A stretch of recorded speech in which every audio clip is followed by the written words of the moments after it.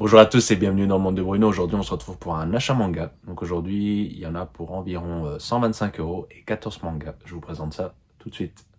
Tout d'abord, on va faire dans l'ordre par le nombre de tomes par maison d'édition. Donc tout d'abord, ce sera chez Glénat avec un seul tome.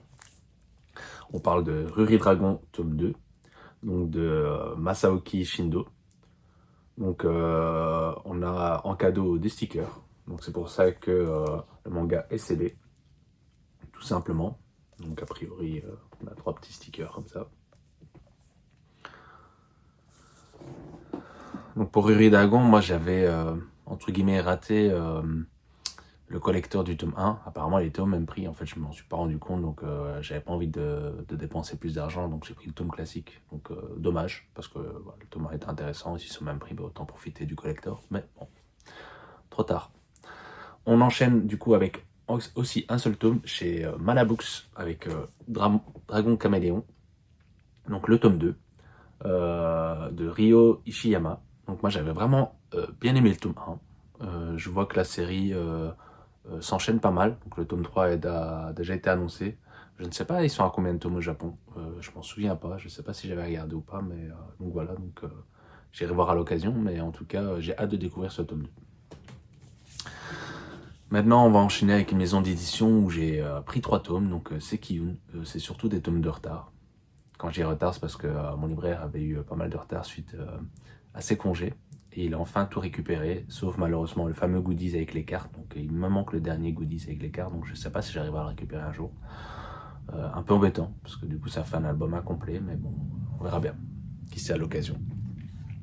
Donc tout d'abord on a le tome 10 de Kingdom Garden Wars de Yoshiba.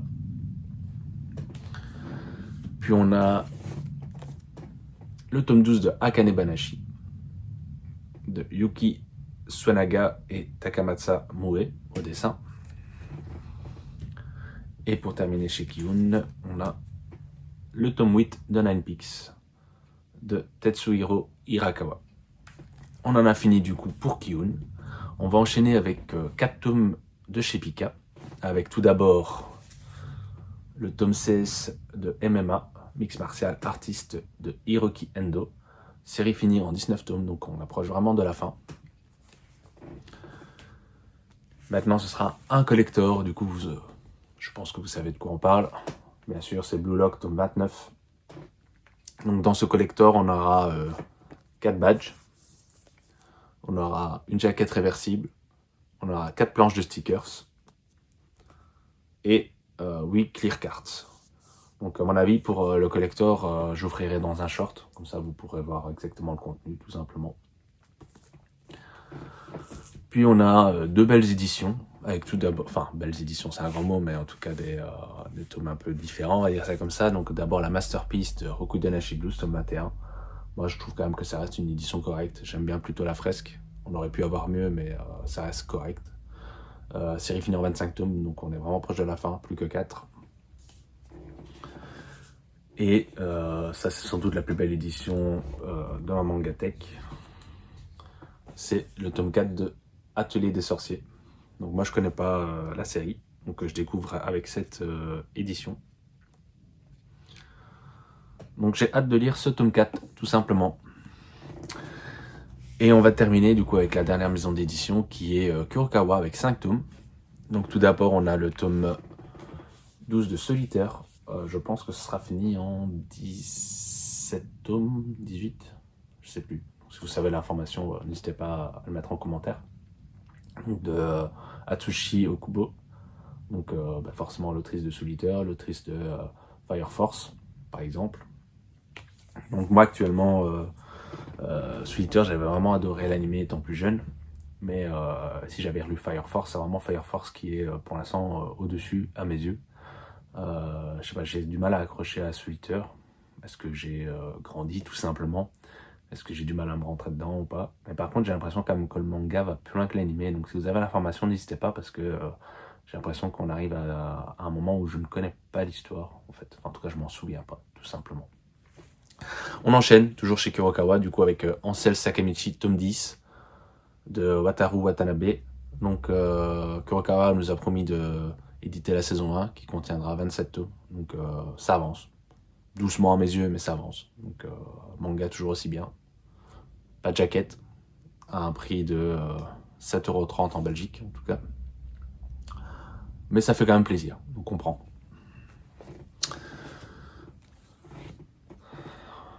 Après on a One Punch Man tome 32, avec œuvre originale de One et au dessin Yusuke Murata. Donc apparemment ce tome 32 est plutôt bon, donc moi je ne l'ai pas encore lu.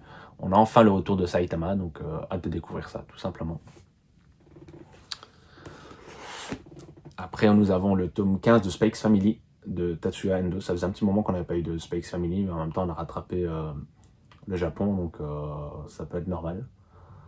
J'espère juste que l'histoire avance un peu, et que c'est pas que du filler, je sais pas comment appeler ça, mais donc voilà.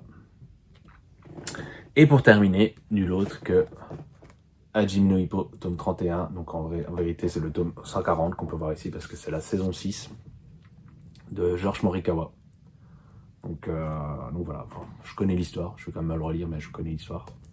Parce que je suis à jour avec les scans. On va enchaîner, donc ça c'était fini chez mon libraire, forcément. Et suite à une vidéo de, je crois que c'est Lolo Manga, donc si j'oublie pas, j'essaierai de mettre la chaîne, enfin, en tout cas une capture d'écran de la chaîne ou quoi que ce soit. Donc c'est un autre youtubeur belge qui fait pas mal de vidéos, moi j'aime plutôt bien. Après il a son style BN à lui, donc il faut apprécier. Mais c'est sympathique, et il a présenté récemment sa Mangatech, enfin, il l'avait déjà fait mais il l'a refait récemment. On voit que lui il aime bien embellir sa Mangatech avec divers objets, des logos 3D, etc., des stop rayons et tout. Qu'il a aussi des fresques manga de Guy Squirrel, je sais pas s'il a de manga évolution ou quoi que ce soit, mais il a aussi des fresques autocollants, donc ça vient de chez Etsy, donc du coup je me suis dit pourquoi pas. Pourquoi? Parce que forcément c'est moins cher, tout simplement. Donc je sais pas encore ce que ça donne. J'en ai commandé 3. Donc j'ai commandé Rikugo, la rage au point. Donc pour information, ça m'a coûté 10 € pièce. Certaines fresques sont plus chères, il n'y a pas forcément toutes les fresques qu'on veut. Mais du coup j'en ai eu pour 30 € plus frais de port, donc je crois que j'ai payé une histoire de 38 € au total, et j'ai eu 5 € sur le site, donc je pourrais potentiellement me reprendre une autre fresque. Par exemple celle de Death Note est à 5 €, donc potentiellement je vais peut-être me prendre celle de Death Note prochainement si j'accroche bien. J'ai pris The Promised Neverland et j'ai pris Bakuman, donc je vous ferai sans doute une vidéo une fois que je les aurai montés pour vous montrer le résultat tout simplement. Je sais pas quand j'aurai le temps de faire ça, sans doute pas aujourd'hui. Donc aujourd'hui nous sommes le 24 octobre pour information. Donc voilà, donc j'espère que ce sera pas mal. Je sais pas encore ce que ça vaut, je me suis dit voilà, c'était pas encore trop cher. Apparemment ça se décolle assez facilement. Donc l'idée en fait c'est d'avoir des bandelettes qui font uniquement la tranche qu'on peut coller. Et forcément ça forme une fresque.